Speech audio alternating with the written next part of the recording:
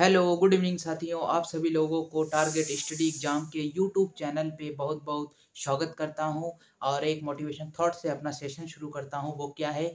लगा दो आग पानी में, जवानी उसे कहते हैं। लगा दो आग पानी में, जवानी उसे कहते हैं। तोड़ दो सिलेक्शन की दीवारें, कहानी उसे कहते हैं। तोड़ दो सिलेक्शन की दीवारें, कहानी उसे कहते हैं। ना संघर्ष ना तकलीफ तो खाक मजा है जीने में। न संघर्ष न तकलीफ तो खाक मजा है जीने में। बड़े बड़े तूफान थम जाते हैं जब आग लगी हो सीने में, जब आग लगी हो सीने में। चलिए दोस्तों, फिर अपना सेशन शुरू करते हैं। जय हिंद।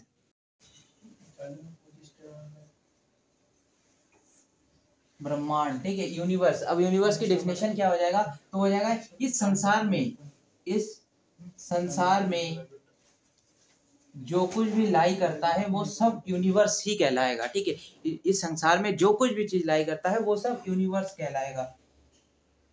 यूनिवर्स कहलाएगा। जैसे कौन कौन से आते हैं देखिए। यूनिवर्स में क्या हो जाएगा? यूनिवर्स में आपका हो जाएगा, यूनिवर्स में आ जाएगा तारा, सूर्य, पृथ्वी, चंद्रमा, ठीक है, उपग्रह, ग्रह इत्यादि। बाकी जो कुछ भी आएंगे सब कुछ एस्ट्रॉइड सब यूनिवर्स में आते हैं। ठीक है, इसके बाद क्या आता है?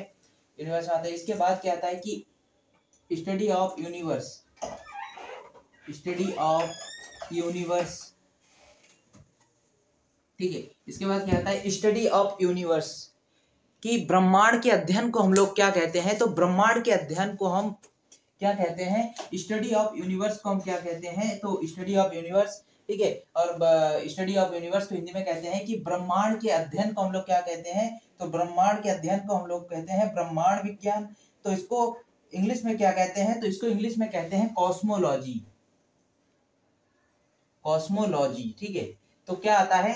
देखिए, सबसे पहले क्या आता है? ब्रह्मांड, यूनिवर्स। कि यूनिवर्स क्या है? तो इस संसार में जो कुछ भी लाई करता है वो सब कुछ ब्रह्मांड है, ब्रह्मांड के अंदर आता है। ब्रह्मांड के अंदर क्या आता है? जैसे हमारे ग्रह, उपग्रह, चंद्रमा, पृथ्वी, सूर्य, ठीक है, एस्ट्रॉइड, जो कुछ भी लाई करता है सब कुछ ब्रह्मांड कहलाता है, यूनिवर्स कहलाता है। अब इसके बाद क्वेश्चन यह आता है कि ब्रह्मांड के अध्ययन को क्या कहते हैं? तो ब्रह्मांड के अध्ययन को ब्रह्मांड विज्ञान कहा जाता है, स्टडी ऑफ यूनिवर्स, ठीक है।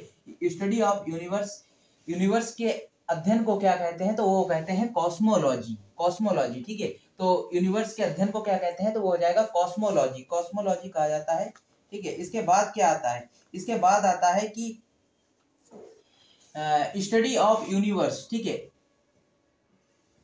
Father of. इसके बाद क्वेश्चन आता है फादर ऑफ कॉस्मोलॉजी, कॉस्मोलॉजी, ठीक है, कि ब्रह्मांड, ब्रह्मांड के पिता के रूप में किसे जाना जाता है?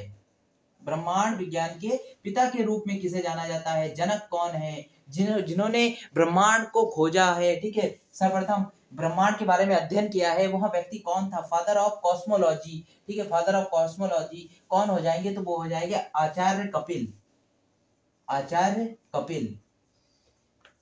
किन्हें माना जाता है father of cosmology? Father of cosmology किसे माना जाता है? तो वो हो जाएंगे आचार्य कपिल। आचार्य कपिल को फादर ऑफ कॉस्मोलॉजी कहा जाता है, ठीक है। इसके बाद देखिए क्या आता है? इसके बाद ये आता है कि ब्रह्मांड का एज क्या है, ठीक है। ब्रह्मांड को आज से कितने साल पहले ढूंढा गया था? ब्रह्मांड का एज क्या है? तो एज ऑफ यूनिवर्स, ठीक है। तीसरा क्वेश्चन क्या आता है? एज ऑफ यूनिवर्स, यूनिवर्स, ठीक है। ब्रह्मांड का आयु कितनी है? ब्रह्मांड को अब से कितने साल पहले ढूंढा गया था? तो वो हो जाएगा कितने साल? तो हो जाएगा 13.82 बिलियन ईयर्स, बिलियन ईयर्स, ठीक है, अरब साल। 13.82 अरब साल पहले ब्रह्मांड के बारे में हमें अध्ययन प्राप्त हुआ, ठीक है।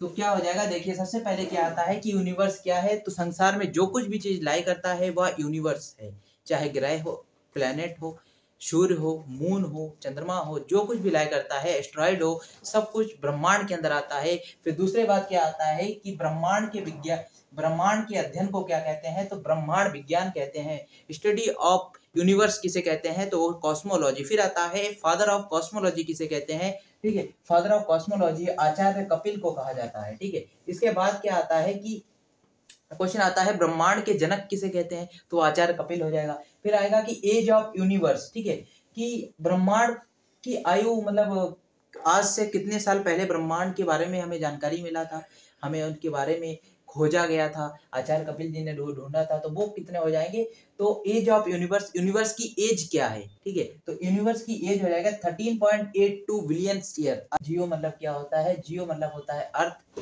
और ग्राफी मतलब होता है स्टडी, ठीक है, कि पृथ्वी के बारे में अध्ययन करने को ही ज्योग्राफी कहते हैं। इसके बाद आता है कि ज्योग्राफी शब्द का प्रयोग सर्वप्रथम किसने किया था, तो सेकंड सेंचुरी में सबसे पहले किसने किया था, तो वो हो जाएगा एरिस्टोस्थनीज ने किया था, ठीक है। इसके बाद फादर ऑफ ज्योग्राफी किसे कहा जाता है, फादर ऑफ ज्योग्राफी हेरोडोटस को कहा जाता है।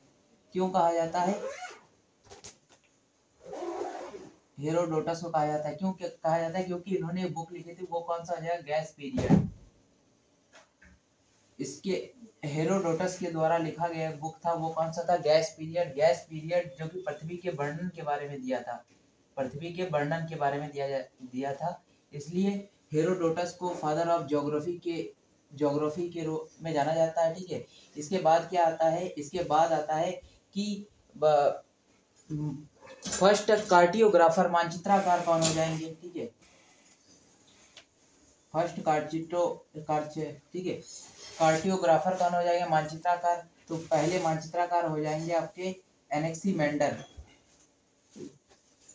एनेक्सीमेंडर। इसके बाद आता है कि भारत को विश्व भूगोल पर दर्शाने वाला वो पहला साइंटिस्ट कौन हो जाएगा, तो हो जाएगा टॉलमी। टॉलमी ने 1500 एडी में भारत को विश्व भूगोल पर दर्शाया था, ठीक है। और इसके बाद क्या था, टॉलमी ने बुक लिखे थे, टॉलमी का फेमस बुक कौन सा हो जाएगा, तो वो हो जाएगा स्टारबो, ठीक है। टॉलमी के द्वारा लिखा गया बुक एक था स्टारबो। टॉलमी ने 1500 ईस्वी में एडी में भारत को विश्व भूगोल पर दर्शाया था। और फर्स्ट कार्टियोग्राफर मानचित्रकार कौन हो जाएंगे, तो वो हो जाएगा एनेक्सीमेंडर। इसके बाद आता है कि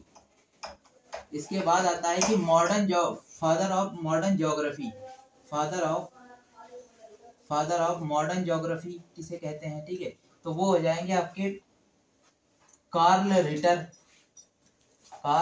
रिटर। और दूसरे व्यक्ति कौन हो जाएंगे, तो दूसरे व्यक्ति हो जाएंगे ए वी हम्बोल्ट, ठीक है। इसके बाद अपना सेशन शुरू करते हैं कि इसके बाद हम लोगों ने ये देखा था कि ये तो एक जनरल जानकारी थी कि ज्योग्राफी की खोज किसने किया, ज्योग्राफी के पिता किसे कहते हैं। इसके बाद आता है कि ज्योग्राफी को हम अब ब्रांचों में पढ़ेंगे।